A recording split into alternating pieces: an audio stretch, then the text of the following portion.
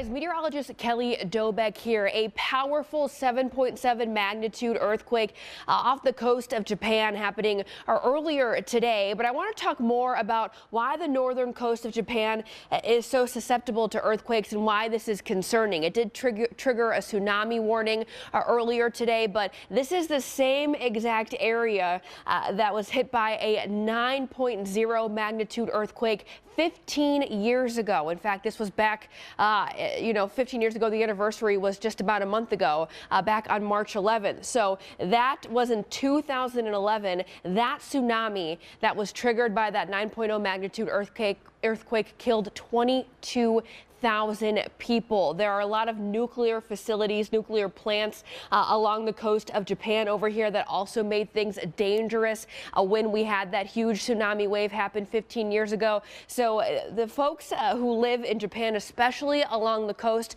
they're on alert right now. There's been several aftershocks already, and there could be more throughout the week. In fact, there's a little bit of a higher probability that there are some stronger aftershocks, higher than normal. We're talking stronger than what they just experienced, that 7.7 magnitude. And again, putting it into perspective for you, the last time they had a deadly earthquake that triggered a tsunami was back in 2011, that significant one that unfortunately took the lives of over 20,000 people. So this will be a very active area that we'll be watching through the week.